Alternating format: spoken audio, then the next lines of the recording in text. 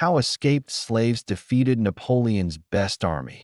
The revolution they don't want you to know about. Picture this. It's 1802. Napoleon Bonaparte, the man who conquered most of Europe, the military genius who brought kings to their knees, sends his most elite army across the Atlantic Ocean. 60,000 of France's finest soldiers. The best-equipped military force in the world at that time. Their mission? To crush a rebellion of former slaves on a small Caribbean island. What happened next would shock the world and change history forever. By the time it was over, Napoleon's brother-in-law would be dead. His sister would be a widow, and 50,000 of his soldiers would never return home. The few who survived would tell tales so horrifying, so unbelievable, that France would try to bury this story for the next 200 years. This is the story of how enslaved Africans defeated the most powerful military empire on earth. This is the story of the Haitian Revolution, the only successful slave revolt in human history. And they've been hiding it from you. Before we talk about the revolution, you need to understand what Saint-Domingue, modern-day Haiti, was like under French rule. Imagine hell on earth. That's not an exaggeration. That's what historians actually called it. Saint-Domingue was the richest colony in the world. Not one of the richest. The richest. This tiny island produced more wealth than all 13 American colonies combined. It supplied 60% of all the coffee consumed in Europe and 40% of the sugar. French merchants made so much money from this island that it financed the entire French economy. But that wealth came at an unspeakable cost. There were 500,000 enslaved Africans on that island, and the French worked them to death. Literally. The average life expectancy of an enslaved person on a sugar plantation was 7 years. 7 years from the moment they arrived in chains until they died from exhaustion, disease, or punishment. The punishments were beyond brutal. Enslaved people were buried alive up to their necks in the ground, their heads covered with sugar to attract insects that would eat them alive. They were burned at the stake. They were put in iron collars with spikes pointing inward. They were whipped until their backs were shredded meat. Why so cruel? Because it was cheaper to work people to death and buy new captives from Africa than to let them live long enough to have children. Read that again. They calculated that murder by overwork was more profitable than allowing human beings to reproduce. Every year, 40,000 Africans were shipped to Saint-Domingue to replace those who had died. The island was a graveyard with a sugar coating. But here's what the French didn't understand. You can only push human beings so far before they push back. August 14, 1791. A secret meeting took place in the forest of Bois Cayman. Under the cover of night, 200 enslaved leaders gathered. They came from different plantations, spoke different African languages, practiced different religions. But they all shared one thing. They had decided they would rather die fighting than live as slaves. A woman named Cécile Fatimon, a Vodou priestess, led the ceremony. She sacrificed a black pig, a sacred ritual. The leaders drank its blood and swore an oath. They would fight for freedom or die trying. 1 week later, the northern plains of Saint-Domingue exploded in flames. 50,000 enslaved Africans rose up simultaneously. They burned 1,200 coffee and sugar plantations to the ground. The night sky turned orange from horizon to horizon. The French planters fled in terror, but many didn't make it out alive. Within 2 weeks, the rebels controlled the entire northern province. The richest colony in the world was on fire. And leading this rebellion was a man who would become one of history's greatest military geniuses, a man the French had once owned as property. His name was Toussaint Louverture. Toussaint Louverture was born into slavery in 1743, but he was different from most enslaved people on the island. His master allowed him to learn to read and write. He studied books on military strategy, philosophy, and medicine. He became a skilled horseman and an expert in healing herbs. When the revolution began, Toussaint was 48 years old. Most people thought he was too old to be a warrior. They were wrong. Within months, Toussaint transformed a chaotic slave rebellion into a disciplined revolutionary army. He didn't just want to burn plantations, he wanted to build a nation. And he knew that required military genius. Toussaint studied the tactics of Julius Caesar and Alexander the Great.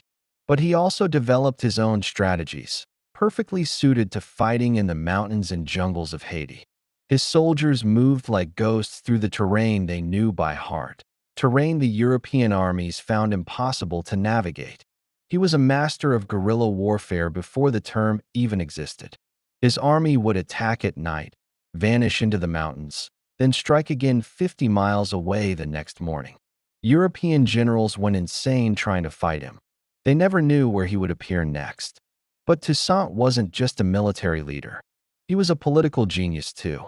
He played the European powers against each other. France, Spain, and Britain all tried to control Haiti, and Toussaint outmaneuvered them all. By 1801, Toussaint controlled all of Haiti. He declared himself governor for life and wrote a constitution that abolished slavery forever. A former slave was now ruling a nation. The French colony that had generated millions in profit was now free. The European powers were terrified. If enslaved people in Haiti could win their freedom, what would stop enslaved people everywhere from rising up? Napoleon Bonaparte decided this rebellion had to be crushed, no matter the cost. In 1802, Napoleon sent the largest invasion force ever deployed to the Caribbean. 60,000 troops, 86 warships, led by his brother-in-law, General Charles Leclerc, who was married to Napoleon's favorite sister, Pauline. These weren't ordinary soldiers. These were the veterans who had conquered Italy, Egypt, and Austria.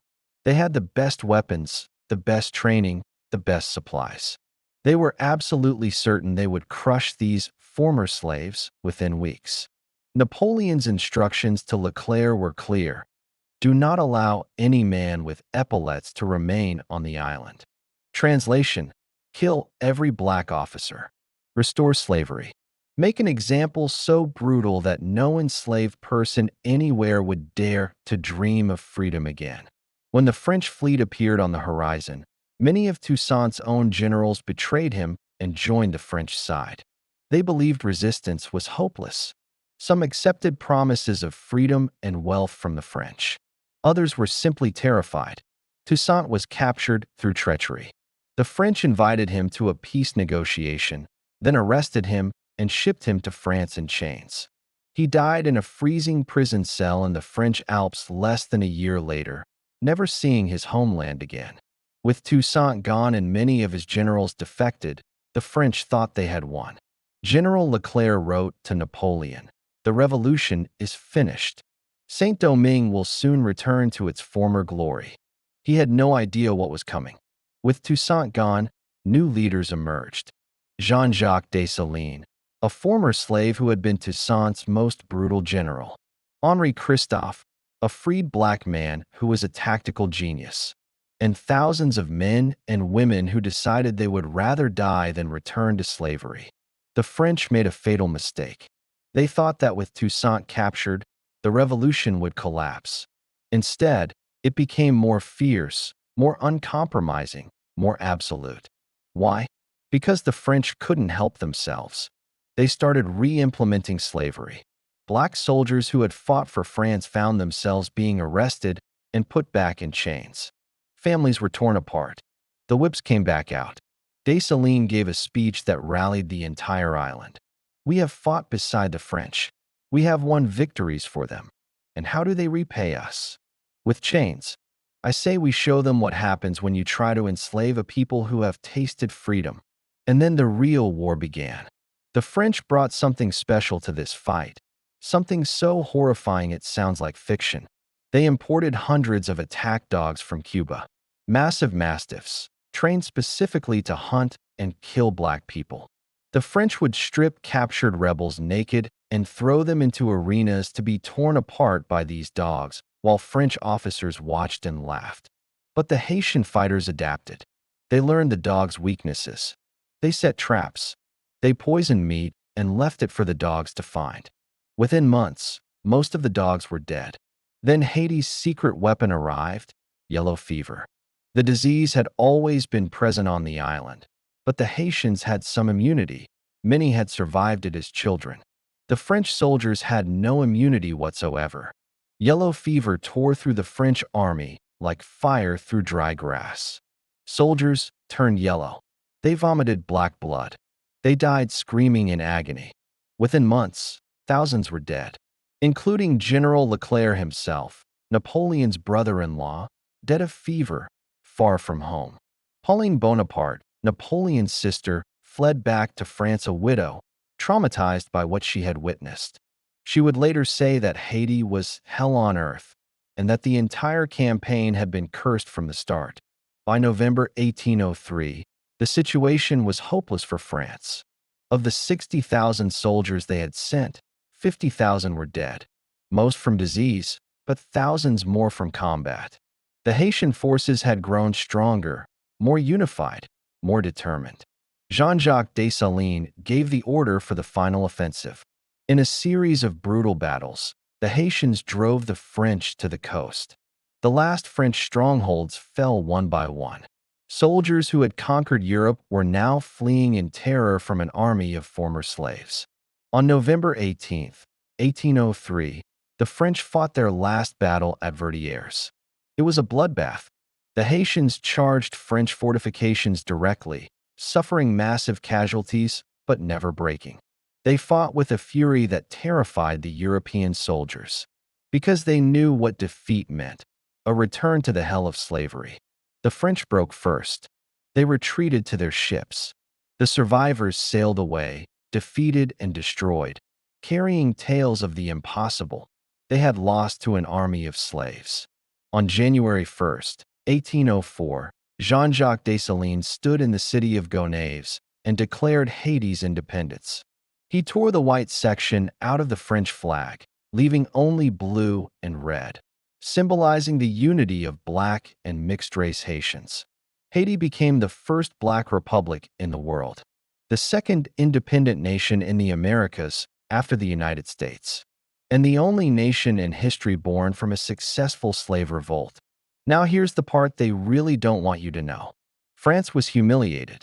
Napoleon was so angry, so embarrassed by this defeat that he sold the Louisiana Territory to the United States, doubling America's size, partially because he needed money and partially because he had lost faith in his ability to hold colonies in the Americas.